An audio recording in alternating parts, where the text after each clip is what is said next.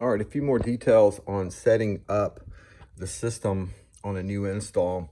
This is the main board. This has the main microprocessor with the software and the screen and the buttons and the menu. So there is a menu LED right here. So if I press menu, the LED light turns on.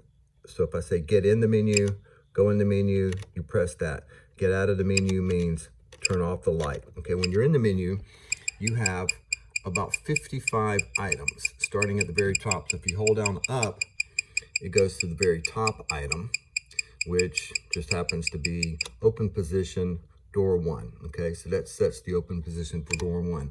Open position door 2, open middle position. So we can open up the doors to a middle position using button number 3 here. I'll go over those buttons later.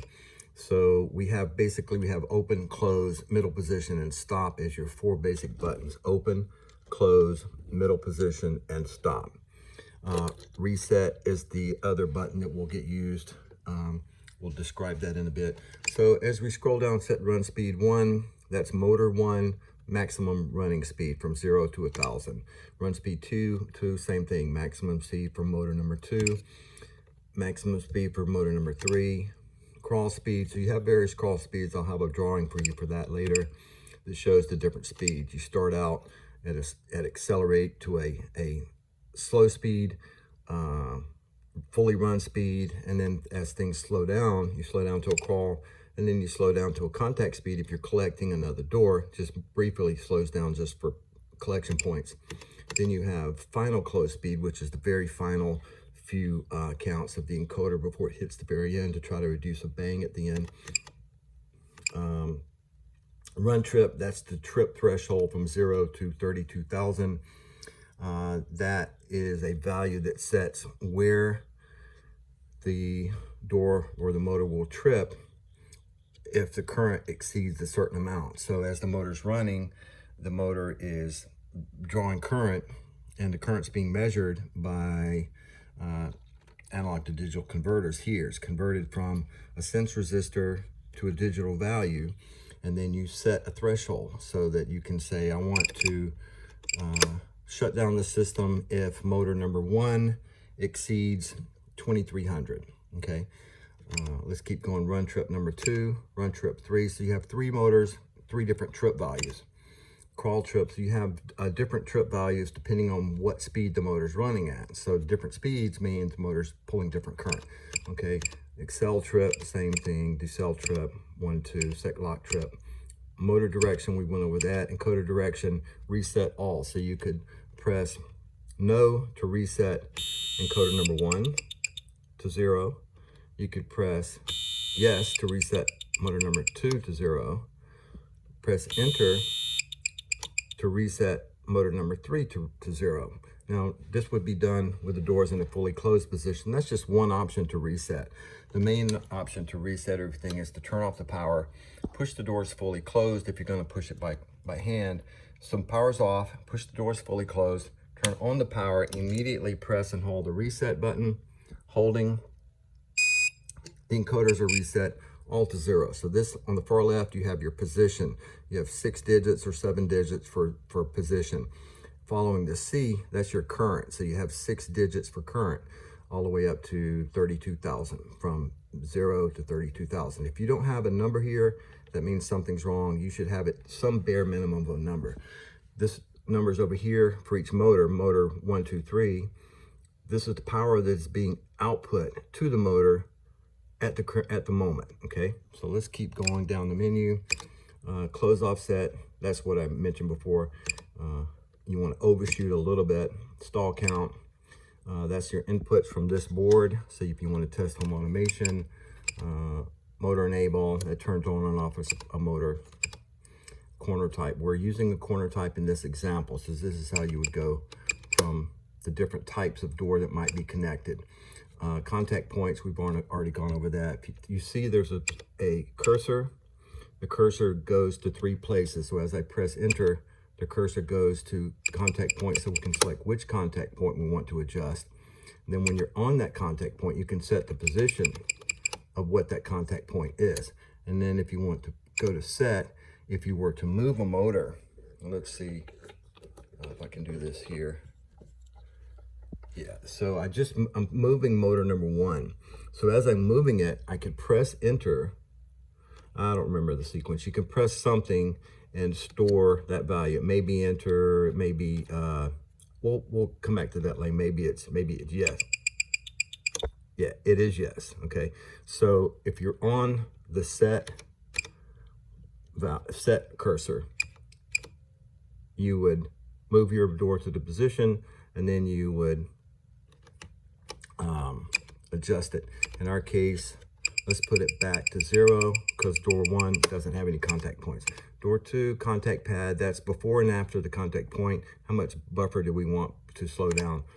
Test lock, we went over that. Accelerate, those are already set. Move door 1, that's to test the doors. Okay, so moving on, we have the input button. This is where you're going to connect any external device. This is a 12-volt bus, meaning you have 12 volts on all of these screw terminals. You take that 12 volts, go out to a switch, come back to any one of the inputs. Now we're only using inputs 1, 2, 3, and 4 here, which are indicated by 1, 2, 3, 4 here. So you can test here, or test your real buttons here. As mentioned in another video, this is the counter board. This board stores the counts for each encoder. So we have 3 chips that keep track of the positions of the encoder. In the current mode that I'm in, we can either have the voltage that's provided to this board come from a relay.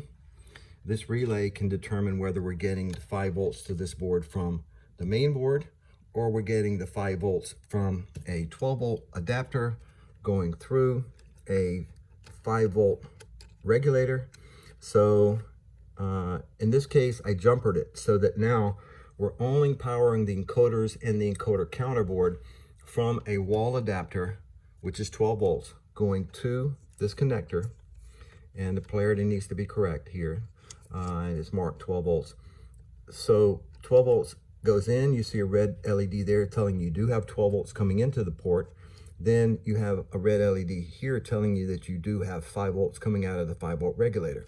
Now, the way this works is this particular board and the encoders are getting their 5 volts from a source like a battery backup or a UPS that for a computer or something like that. That way, if you turn off the power to the system and everything shuts off, this particular board will still maintain its power. If you move the doors with the power off, the encoders are still being updated into this counter, okay? Now the relay, we probably won't use it. It just allows you to select the internal 5 volts or the external. And if the relay's on, meaning the power's on, it switches back and forth. In our case, we're gonna stick with the jumper, meaning it's always only using external power. Okay, so this is our ADC board, which measures the current to the motors. This is a fuse board that's self-explanatory there. Power switch. This is motor driver 1, motor driver 2, motor driver 3. These will operate DC motors. If you want DC, you would flip these switches down, obviously, with the power off, okay? Your motor will connect like this on the 2 outside terminals, plus and minus if you're using a DC motor with 2 wires. If you're using a brushless DC motor, you would use the 3 terminals like this one. You have 3 terminals for a brushless DC motor. In a case of a hall sensor, which is on a brushless DC motor, you connect the hall sensors here. Also, the motor drivers get their signals from the main processor board, so you would get your speed, forward and reverse, braking, direction inputs here. This is a distribution board that just distributes 5 volts to this terminal, 15 volts to this terminal, and ground to this terminal with some fuses on it. This is your lock driver board, which gets a signal from the master controller. This tells us that we do have 24 volts coming to it. If you're running a lock and you don't have 24 volts here, that means you're not getting 24 volts. The 24 volts comes from a power supply that is hidden up under this motor drivers, which is a 10 amp 24 volt power supply that needs 120 volts. Other than that, that might be it for this video. We'll go into more technical stuff later. But as one more note, your encoders will connect here. Now, the reason why you have multiple ports and some are not used is because you could connect encoders coming from an RS-45 type source. Gets confusing because RS-45 has terminology of A and B, but also encoders have terminology of A and B. So in our case, just make note that your A from the encoder goes into the A here, and the B with parentheses doesn't get connected unless you're using A and B from a RS-45 source, okay? So your encoder A goes to this terminal A, and I've marked them with a pin, and your encoder B will go to, even though it says A here, it's still encoder A, encoder B. Above the line, it means RS-45 A and B, okay? So don't get confused by that. Just follow this terminology of purple is going to encoder A, orange is going to encoder B, 5 volts goes to your encoder, ground goes to your encoder. And in this example here, you can see the shield and the drain are going to ground. So you do need to use a shielded cable going to the encoders in all cases.